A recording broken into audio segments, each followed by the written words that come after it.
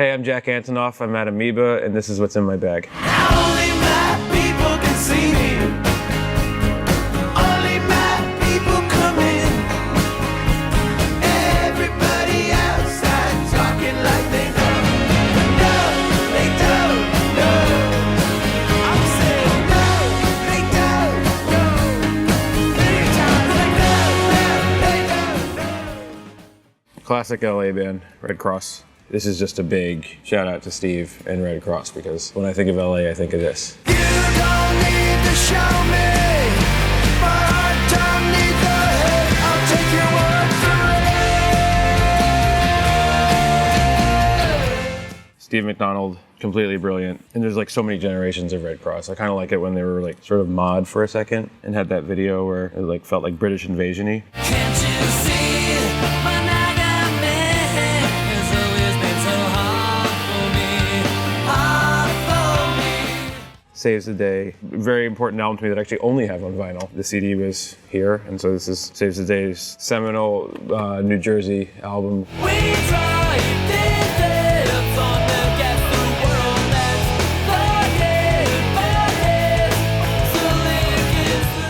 When I was growing up, Lifetime and the whole New Brunswick scene was breaking up, and Saves the Day grabbed the torch. Shoulder to the Wheels, one of the great songs ever. Hollyhocks, Forget Me Not, My Sweet Fracture. Oh, there's basement demos on this. It's like some deluxe thing.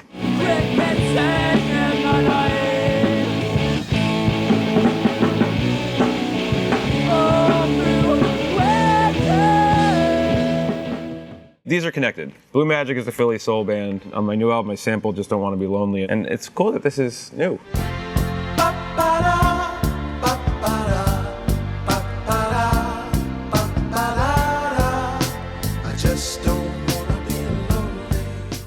This is super Bleachers coded. The song The Van is this. It's the sample from this, and then Who I Was at This Time, which is really someone breaking their ancestral pact. You leave when you're young, and you have all this hope and wonder about what's ahead of you, and it's beautiful. And then as time goes on, you start to think about what you left. I come from a long line of people whose goal was to create a life where their kids could survive and have a house and have food, and that was it. And then when I was 15, me and some friends, because we just didn't want to be lonely, got in a van and left and started playing music. And there was this amazing wonder and joy and an incredible guilt about taking that chance. I also say, pack the van and spun through being cool. So this is like the song The Van all in one.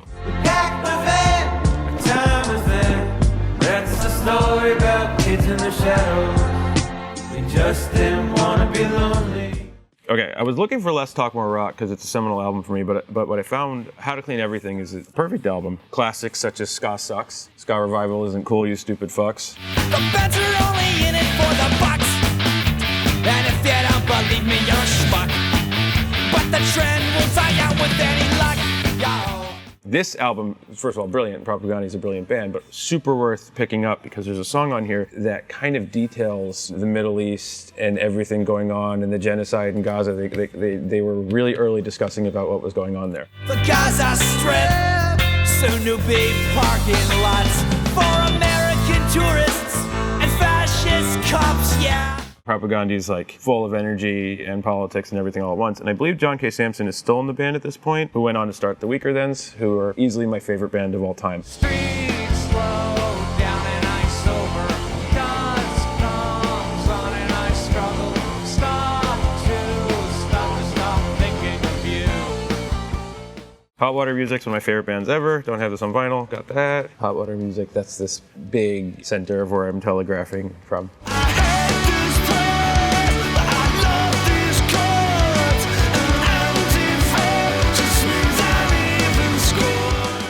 Alkaline Trio split that I didn't know about. That's exciting to listen to. Hey world, are you listening?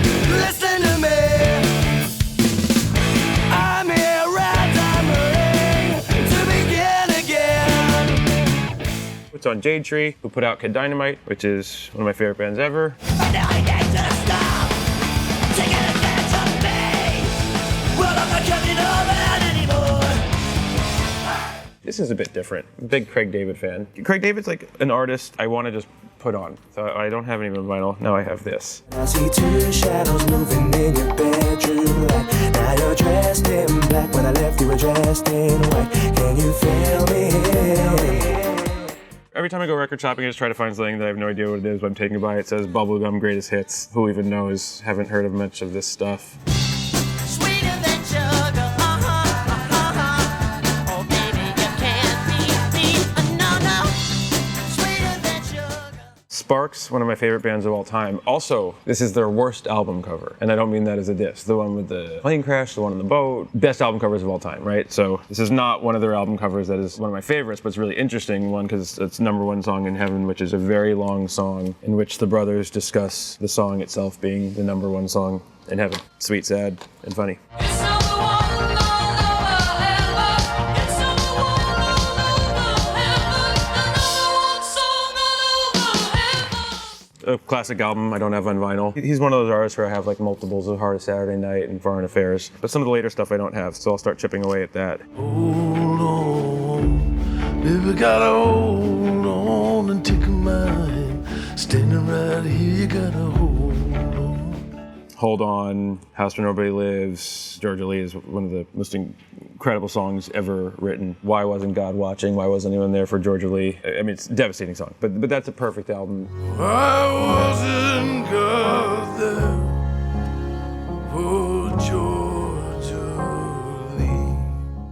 Oh yeah, I forgot about this. I mean, this is going right in the studio. They captured him so well, whoever drew this. I love Nick Cave. I love almost every generation of Nick Cave. The stuff I go back to the most is actually kind of like No More Shall We Part moment. Songs like God Is in the House, 15 Feet of Pure White Snow, As I Sat Sadly by Her Side. Her hair was falling down her shoulders as I sat sadly by her side.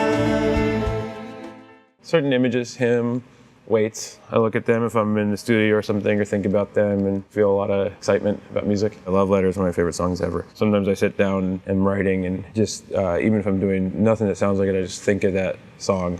Going out of my mind, will leave me standing in the rain with a letter and a prayer.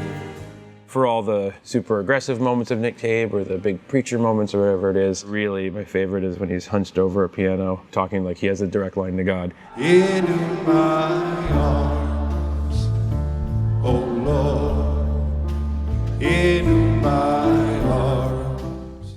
Jesus Christ Superstar, perfect. Just something I want to put on. If I die, what will be my reward? Have to know my Lord. Have to know my Lord. Apocalypse Now, whenever I hear the score of this, I'm like drifting towards the Dolong Bridge, terrified. And I love movies like this that are like not about what they're about. It's also about slowly losing your mind.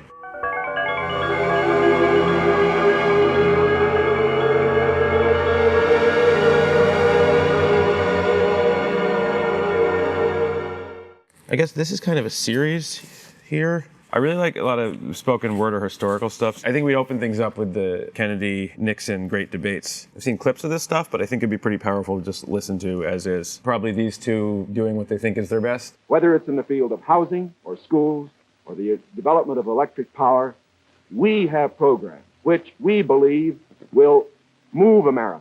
And I don't want historians 10 years from now to say, these were the years when the tide ran out for the United States.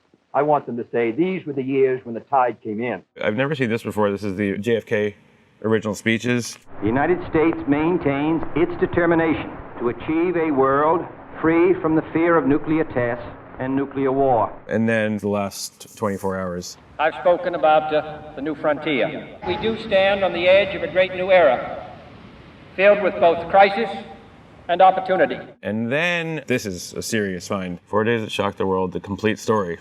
Well, a story. I think we all have our own version of the complete story. I wonder if they mentioned the mob. Lee Harvey Oswald, actual denial of guilt. Sample the fuck out of that. These people have given me a hearing without legal representation or anything. You shoot the president? I didn't shoot anybody, no, sir. Oswald allegedly kills Kennedy, which is not what I think happened. Everyone has mob ties. Ruby is very sick and dying. So the mob goes to Ruby, which is a classic move, and says, you're not going to be here much longer, but we will take care of your whole family if you carry this thing out for us. Well, it's all in here, but Ruby goes, kills Oswald, and then Ruby's like, I don't give a fuck, take me to jail, I'm dead soon anyway. Who is he?